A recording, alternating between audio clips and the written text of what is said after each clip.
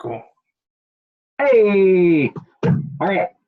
Santini and Nordwall, reviewers at large. So this is the S&N Show. Yes. Yeah, yeah, the S&N Show. So every week we'll be doing a review. It could be a movie in the theater. It could be a movie that's been out for a while. My name is Kyle Nordwall. My name's Jonathan Santini. Yeah, and that's fun. So Jonathan and I have known each other for a little while, and he said that he loves movies and this kind of thing. And then I was just so busy for a while, and then once I processed what he said, I was like, dude, I love movies too. And I know that he's like you said a while ago, you were trying to like watch a movie a week just to kind of keep in the creative, and also it's fun. So, to be joyful and that kind of stuff. Yep, exactly. Yeah. And then I was like, dude, that sounds fun. And so as a trial run, we actually saw, this a few weeks ago now, we saw Once Upon a Time in Hollywood. And then I was actually in California. He was in Florida. We watched it. And then I'm back out here in Florida now. So we met for coffee, reviewed it. It went so well. We had so much fun that we're making it official now. And what movie did we watch for this week? We watched The Farewell. Yeah, is it A or The Farewell? It is The Farewell. Gotcha. Yeah. It's fairly new. Actually, the initial release was in July. I have it right in front of me. So, yeah, very good, very good. So, yeah, it's funny. I pulled up my my IMDb page as well with The Farewell. Yeah. Came out. Oh, that's weird. But random fact is coming out in Australia September 5th. Yes. For the Aussies, this is it. You should see it before you should see it. So. Or should they? Now that's the point of this show. Right. So, well, I already let the cat out of the bag on this one. So. No, that's great. I love it. So, and I wonder, it's funny, before we got on this this video to do this, I had like not fears, but I was like, oh no, but like, am I professional enough? Like, should I do more research on the actors and all this? So this will be fun to see as the weeks go by, how, like, what kind of trends we get into. But for now, yeah, let's jump into it. So, Mr. Santini, tell us your thoughts. So, the best thing about The Farewell for me is just a quick update. It's a story about a Chinese American family who goes back to China because they find out that the matriarch of the family is dying of cancer. And without revealing too much or whatnot, the story goes through the emotions, what it's like, and then there's a twist throughout the film where it's basically a moral dilemma, and it really pits East versus West as far as the philosophies of family and everything, and I really liked it because even though there was these differences, it really hit home for me. Like, I don't know how you could watch this film and not think of somebody in your own family at some point in time, or a friend, something like that. And like, there are points in the film that really like get right at you, and you're just like, oh, this is so sweet and yet so painful. So I don't know.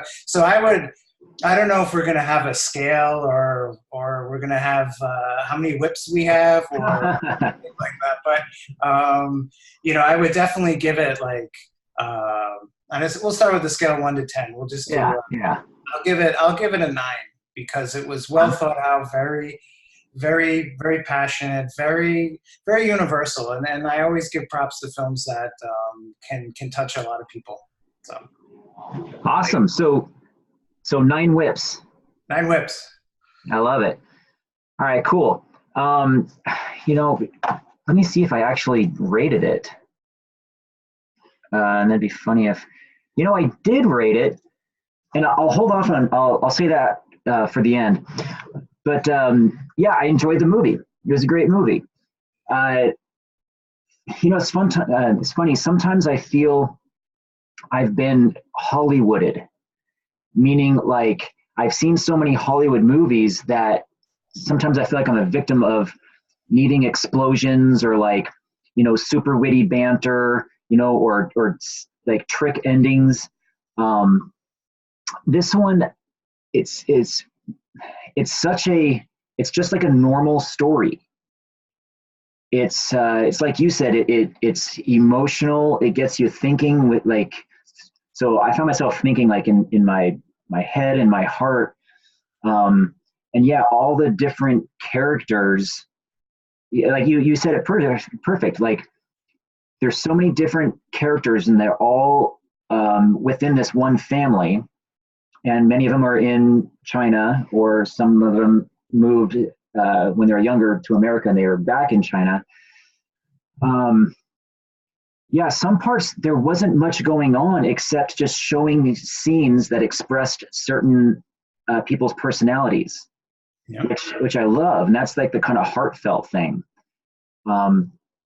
So it's like entertainment wise, I've been more entertained, but like a movie of the heart, it was great. I think it was it was like the word brave comes to mind. It was raw, and yeah, the moral dilemma that it presented.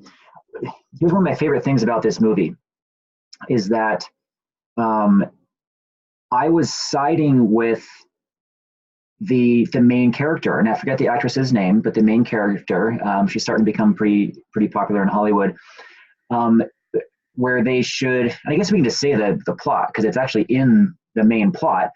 So the family is deciding to not tell the grandma that she has cancer, and I guess that's kind of an East thing. Apparently, it's normal. I was surprised there's this, like even the hospitals are into that. Like sometimes they choose not to tell them, and so the leading lady, she was like, had this moral dilemma of, I think we should say something. And I agreed.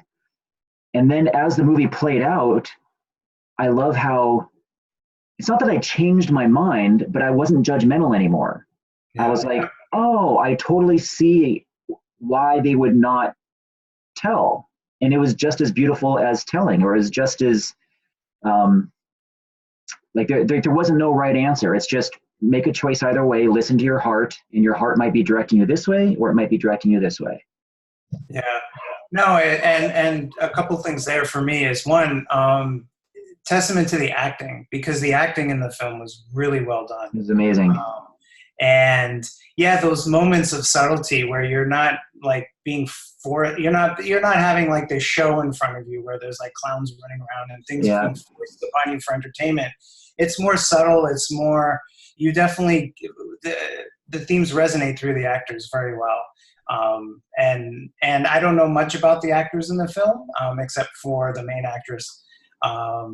But yeah, definitely kudos to them. And then, yeah, then you get in stuff that went through my head was like, do the ends justify the means? The intention was to protect the grandmother. So then when does the intention come in? Like, does that allow for a moral sort of justification if you're still trying to protect your grandmother, but you're not? Well, you are, but at the same time, are you, like they bring up, like if you tell her, then you're basically escaping the responsibility of it too. Like you're just passing everything off to her, which I thought was really interesting thought. Now, whether I still agree with it or not, or whatnot, I don't think it matters. It's just it's a great way to see another side of that story. Because because in the beginning you're like, you want to get up on your soapbox and be like, that's illegal and this and that, but really, like, where does that come from? Why? Yeah, if you put responsibility in somebody else to trust you, then you should trust them, and they're making a decision for you. So there's trust. There's all kinds of things that came to my mind, especially afterwards. Because afterwards, I was like, I was like I was pretty emotional at the end of it as we were walking out. So. Yeah, I mean, the first look on your face, or the first expression from you was like, That was heavy. I think that's what you said. It was something like that. Yeah, yeah.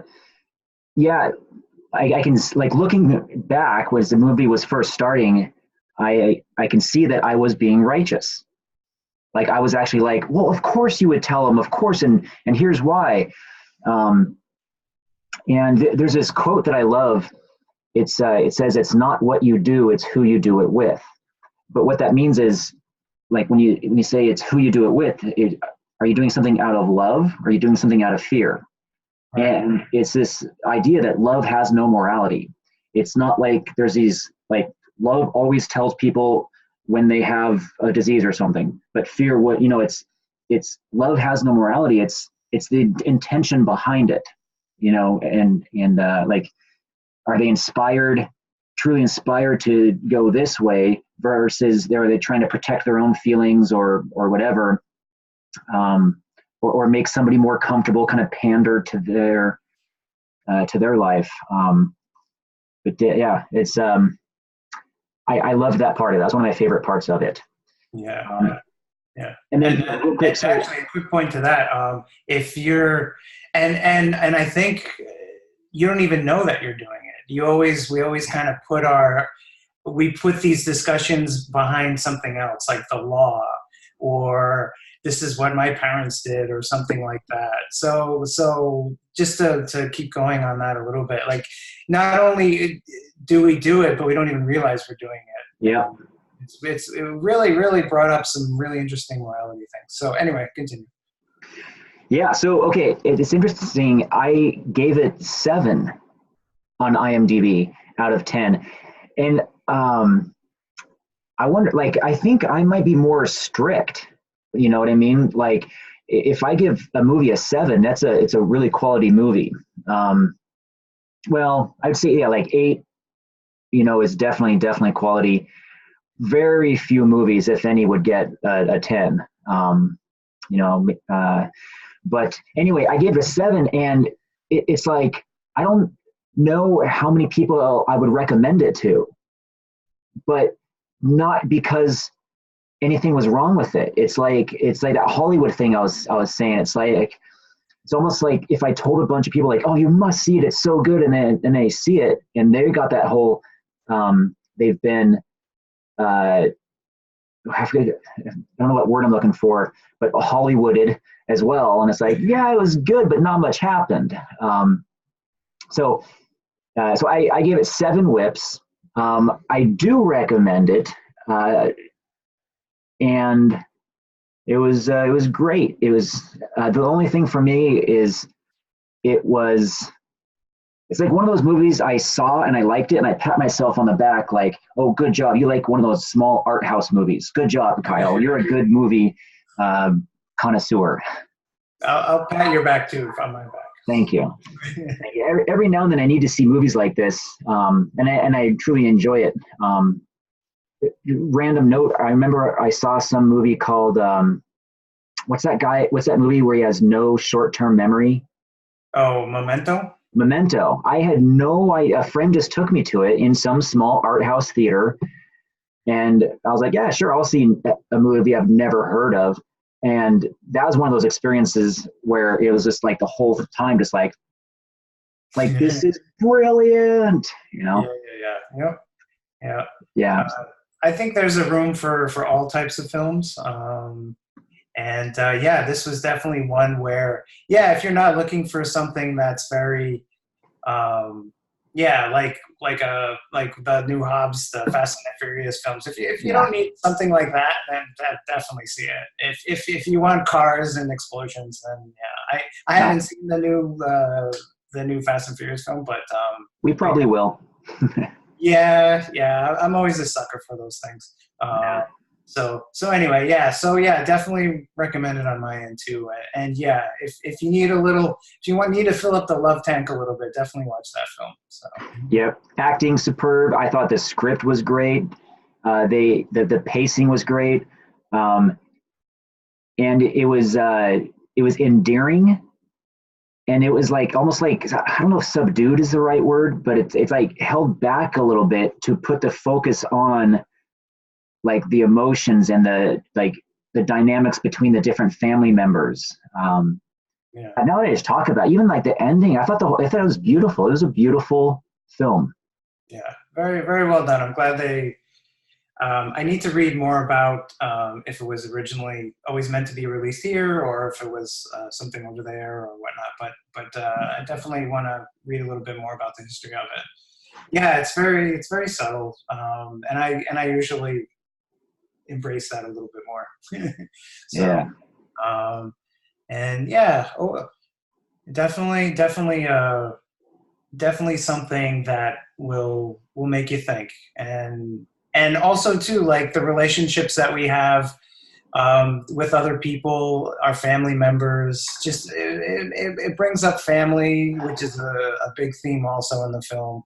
So yeah, it's really, but it does it in a way that's not too overburdening. I feel like there are moments when it's emotional, but it's also there are some comedic moments too.